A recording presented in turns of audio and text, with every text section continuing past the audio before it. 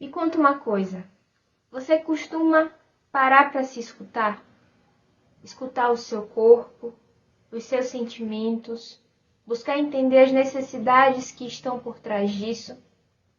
Você concorda comigo que a comunicação ela só acontece de forma eficiente quando há conexão?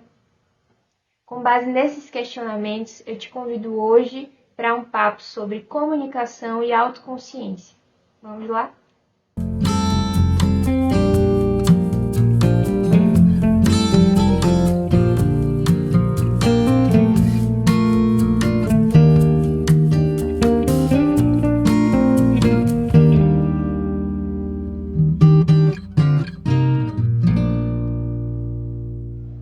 Salve, gente boa! Esse é o Calma, o nosso encontro semanal para cuidar da alma.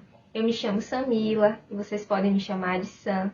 Eu compartilho através desse espaço interesses e conhecimentos. E nessa semana nós vamos conversar sobre comunicação e autoconsciência, como esses dois temas se integram e como a comunicação é determinante, como ela é importantíssima para a nossa forma de ser, estar e se expressar no mundo. Então vamos começar falando sobre o conceito de comunicação. A comunicação é um fenômeno que acontece através das trocas. Seja a comunicação intrapessoal, que acontece através do nosso diálogo interno, ou seja a comunicação interpessoal, que acontece através da nossa interação com outros seres, com outras pessoas ou com outros contextos. Por que acontece essa troca? Porque mesmo essa comunicação intrapessoal, ela sofre toda uma influência do tempo e espaço em que nós vivemos. Então é do momento histórico, do local territorial, da cultura, dos costumes. Tudo isso influencia em como ocorre a nossa comunicação intrapessoal, influencia a nossa forma de enxergar o mundo e a nossa forma de nos expressar no mundo.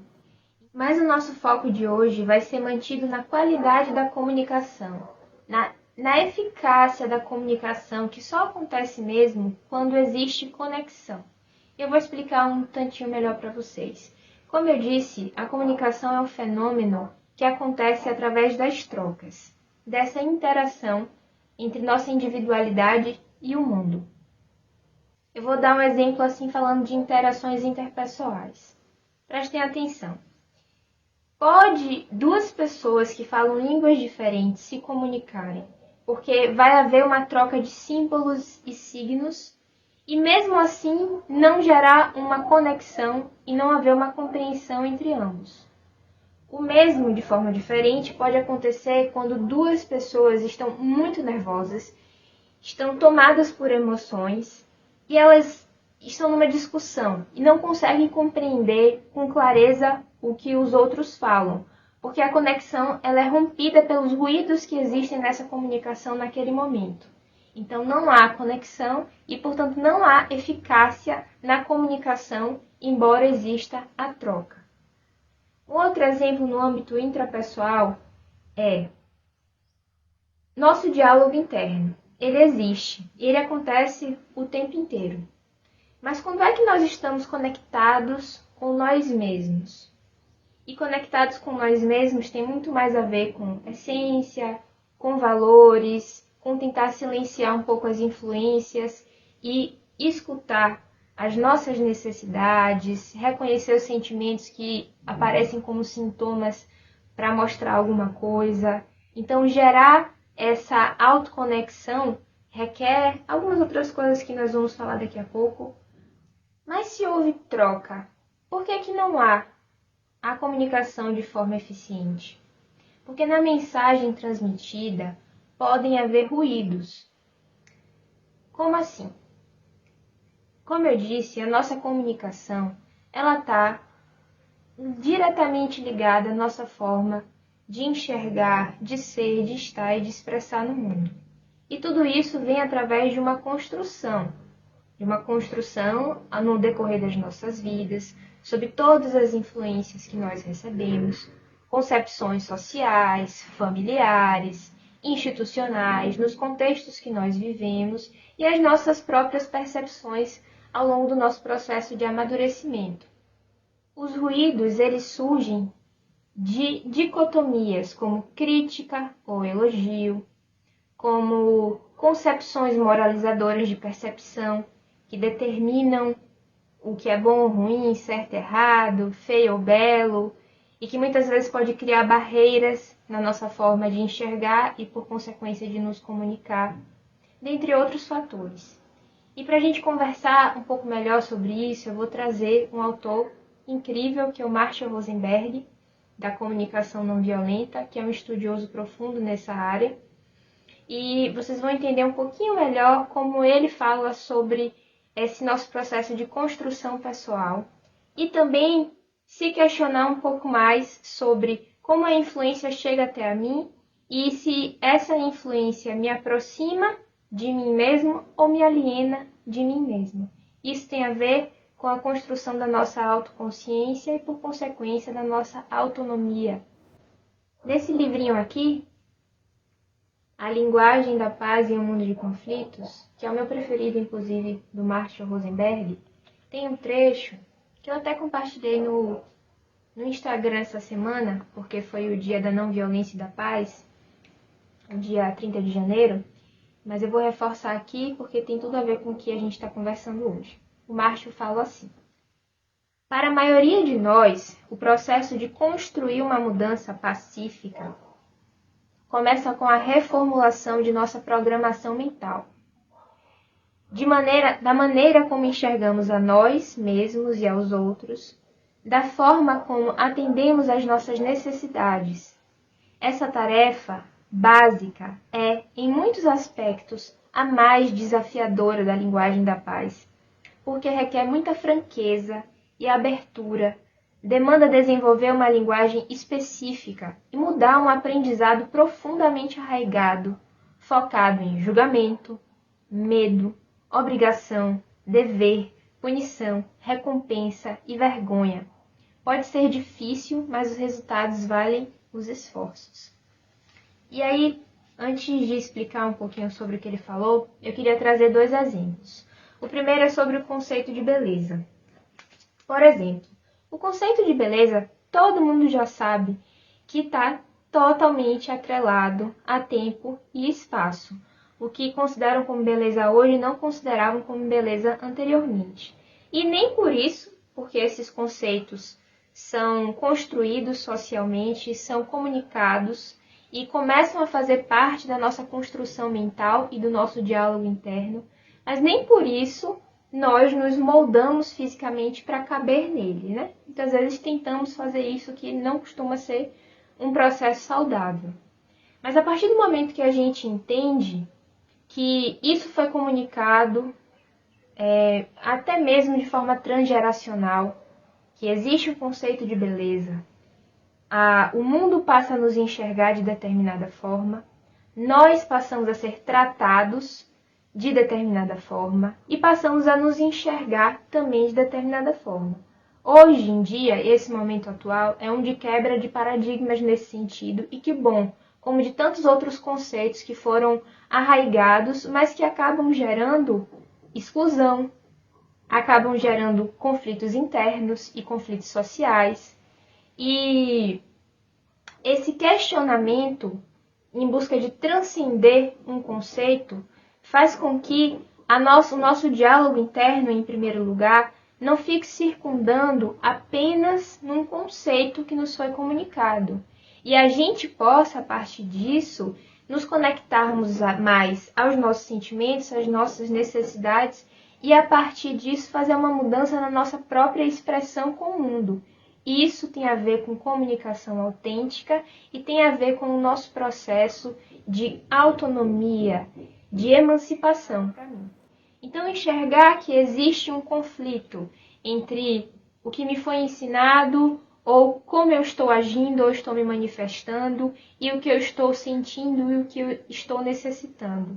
Então, reconhecer isso e encontrar caminhos de conectar essas necessidades é que me levam a transcender esse conflito, que faz parte da natureza humana, que faz parte dos processos da humanidade. E é claro que quando eu falo sobre esses conceitos, principalmente no aprendizado que parte através da família ou de outros sistemas que nós fazemos parte, que nos constituem enquanto personalidade, não é para julgar ou fazer justamente o oposto, de colocar em um lugar de dicotomia de certo e errado. É para justamente transmutar uma percepção que muitas vezes é passada de geração em geração através da comunicação. Então, buscar uma comunicação autêntica e uma autoconsciência é simplesmente poder ter a capacidade de escolha de muitas vezes seguir o que já estava sendo seguido ou de encontrar um lugar mais confortável para se comunicar consigo mesmo e para se expressar diante do mundo. É ter essa autoconsciência para entender como o que vem externamente influencia o que eu construo aqui e como isso também é expressado, comunicado e influencia outras pessoas, outros contextos, outros sistemas, porque a troca ela acontece continuamente e faz parte da nossa vivência enquanto sociedade, comunidade. E a gente é influenciado, mas influencia também o tempo todo. Então, reconhecer com consciência como essa influência acontece é o que faz a diferença. Então, gente, eu poderia trazer muitos outros exemplos, porque o que não falta na nossa vida são conflitos.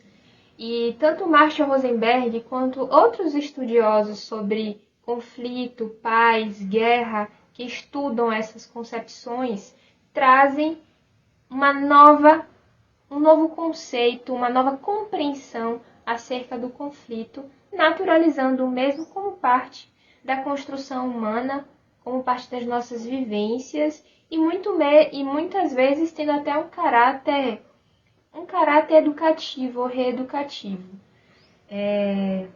Claro que a gente não quer viver sob conflitos, e é justamente por isso que a gente estuda os mesmos, para a gente encontrar estratégias para melhor viver, mas também para reconhecer que o conflito faz parte e entender meios para poder solucionar, ou para conviver, ou para transmutar os mesmos. Porque só reconhecendo o que é difícil para a gente, o que a gente muitas vezes oculta, é que a gente tem a capacidade de superar.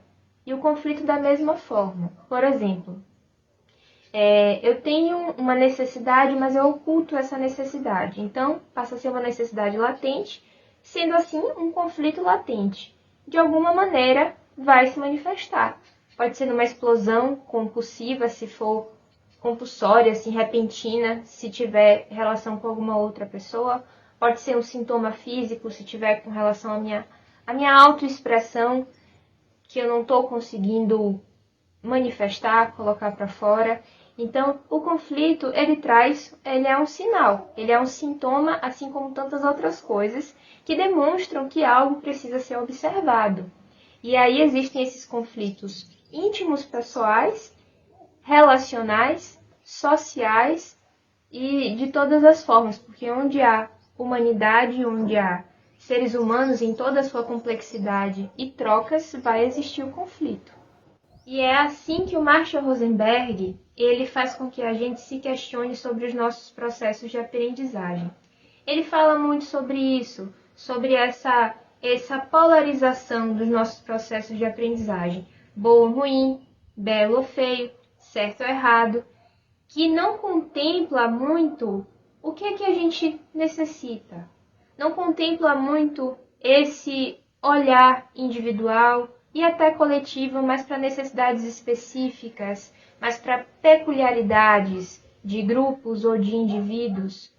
Vocês conseguem compreender? Então, a quebra desse paradigma é justamente se inicia a partir de um processo de questionamento, de desconstrução e de uma reconstrução com base numa nova educação, seja essa reeducação pessoal ou seja uma reeducação coletiva. E aí o Marshall traz duas frases que permeiam assim os questionamentos desses processos de reeducação. A primeira é: o que está vivo em mim? É bem forte essa frase assim, porque a gente não costuma parar para enxergar o que está vivo dentro da gente. Ele fala mesmo sobre escutar o corpo, sobre respirar e enxergar o que está vivo em mim, o que está se manifestando em mim. E qual é a necessidade que está por trás disso que está vivo em mim? Trazer clareza para isso é muito importante e determina como a gente se posiciona nas nossas vidas, as escolhas que nós fazemos, os limites que nós damos ou que nós não damos e a como a nossa vida vai se direcionando de forma geral. E o que está vivo na gente, reconhecer com mais clareza, permite que a gente também dê espaço para entender ou para pelo menos deixar ser o que está vivo nas outras pessoas, que é respeitar os espaços e as diferenças que existem e que podem gerar conflitos se não houver aceitação. Mas se houver um lugar de aceitação e respeito, já se constrói uma outra coisa, Tica. Reconhecendo o que está vivo em mim antes de estabelecer diagnósticos, de insultar, de colocar num rótulo, numa caixa. E a gente pode fazer isso com as outras pessoas, a gente faz, porque é habitual. Então, não fazer um processo de desconstrução e é uma vida inteira, mas a gente vai escolhendo, né? Colocando atenção e intenção em fazer diferente. Mas imagine com nós mesmos, porque a gente alimenta no nosso pensamento insultos, a gente se rotula e se autodetermina, e essa comunicação que a gente estabelece internamente está sob a influência de concepções externas. Então, desconstruir esse diálogo e passar a se enxergar num outro lugar faz parte do nosso processo de autenticidade, ou de busca, pelo menos, por essa autenticidade. E a segunda frase do Marshall é: o que poderia tornar a minha vida mais maravilhosa? Aí às vezes a gente escuta uma frase assim e se impacta falando: ai meu Deus, que coisa que é como se fosse uma vida nas nuvens, isso não faz parte da realidade. Mas faz porque pode ser interpretado de muitas formas e pode ser perguntado de muitas formas num sentido semelhante. Porque quando eu pergunto o que pode tornar a minha vida mais maravilhosa, por exemplo, é para olhar para as necessidades que eu preciso cuidar e buscar estratégias, e buscar possibilidades, buscar caminhos. Isso aguça a nossa criatividade. E quando se trata de uma relação onde existem duas pessoas ou mais pessoas buscando tornar vidas mais maravilhosas, se abre o espaço para a escuta, abre-se o espaço para as trocas e para as possibilidades de acordo. O acordo ele faz uma diferença muito grande, porque a gente, por exemplo, fala sobre traição, erro, sobre a outra pessoa não fazer ou o grupo o que a gente estava esperando. Mas dentro de um acordo existe um processo de liberdade, porque um acordo ele acontece quando quem está ali fazendo parte pode ser escutado e pode ser validado. Então, assim, necessidades e intenções diferentes são reconhecidas para tentar se chegar a um caminho em que não haja invalidação de um em prol de outro e que, de alguma forma, sejam estabelecidos ali o que é importante para cada pessoa e se faz com isso um acordo acontecer. O acordo, ele dá lugar à escutativa, que é aquela escuta que a gente não tem só para responder. Não fica ali escutando, só esperando para responder, mas dá espaço para escutar o que a outra pessoa tem para trazer, dá espaço para a gente elaborar também, maturar dentro da gente antes de levar. É um processo mesmo de amadurecimento. E eu queria, com isso, também desmistificar algumas coisas. Quem estuda comunicação não violenta, integra isso na sua vida, e aí transcendeu. Não, minha gente, pelo amor de Deus. Os nossos hábitos e os nossos costumes conflitivos, de conflitos destrutivos, eu digo, são muito mais intensos, são transgeracionais. E para serem superados é um processo longuíssimo, contínuo de desconstrução e reconstrução. E explodir, às vezes, ficar nervoso, nervosa, Não saber lidar com um conflito ou com uma situação faz parte. Mas quando a gente busca também ampliar o nosso repertório para nomear os nossos sentimentos, para reconhecer as nossas necessidades, para aprender a comunicar com as outras pessoas, ainda que não seja um processo sempre contínuo e coerente de não violência, será maior. A não violência vai fazer mais parte da nossa vida do que a violência, porque aí vai haver também espaço para o questionamento posterior, mesmo quando houver um momento que não seja agradável, para a gente se repensar, se refazer, para abrir depois um espaço de diálogo, ou até quando a gente se apura um pouco mais em certos aspectos, para não precisar chegar no estado de um conflito mais explosivo, ou mesmo de um conflito explosivo internamente que não é cuidado. Então, olhar para os nossos conflitos de uma outra forma, cuidar dos nossos conflitos de outra forma, nos levam para um outro lugar de ser, estar, se expressar, conviver, interagir e existir no mundo. E para ir finalizando, eu quero trazer uma atividade de autoconsciência para que vocês possam exercitar um pouquinho aí em casa. E antes eu queria reforçar uma coisa. A comunicação não violenta é um caminho, é um dos caminhos propostos para a gente se conhecer melhor, para a gente se relacionar melhor, mas existem muitas formas. Então, buscar a forma que possa abrir esse canal e esse espaço melhor nas nossas vidas, que a gente consiga se adequar melhor e se abrir melhor para tanto. A reeducação ela acontece das mais diversas formas. O importante é a gente abrir a nossa visão e a nossa forma também de estar se manifestando. Quanto à comunicação não violenta e como ela está vinculada aos nossos processos de autoconsciência, essa é uma prática que abrange a nossa forma de pensar, a nossa linguagem e a nossa forma de se manifestar e está atrelado ao nosso processo de presença, de atenção e de intenção. Para a gente se conectar, é necessário que exista a presença. Primeiro, a presença em nós mesmos, depois a presença com quem, o que, como nós interagimos. A atenção, que é essa vigilância de se enxergar e também abrir espaço para enxergar o outro. E a intenção, que é a decisão de querer fazer isso. Porque isso não é natural, não é habitual para a gente. Mas se a gente intenciona e decide, a gente consegue começar a fazer diferente.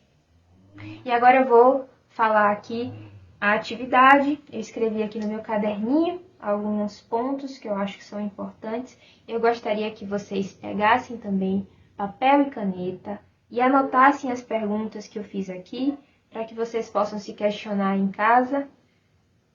Bom, respirem fundo, se conectem a vocês, porque toda a atividade que a gente vai um pouco mais longe é importante, esse momento de presença. E anotem a primeira pergunta. Há um conflito entre algo que eu faço e algo que eu gostaria de fazer? Há um conflito entre algo que você esteja fazendo e como você gostaria de fazer? Há um espaço entre uma coisa e outra? Quando há um espaço, quando não estão afinados, é porque existe aí um conflito. Como me sinto com relação a isso? E se questione entre o que é pensamento com relação a isso e o que é sentimento e necessidade. Porque os pensamentos é o que vai surgindo na gente, tá sob essa influência que surge o tempo todo. Mas o que a gente está sentindo é o que está presente no nosso corpo. E as necessidades é o que a gente passa a reconhecer a partir desse processo de autopercepção. E quais necessidades eu estou cuidando quando faço o que não quero?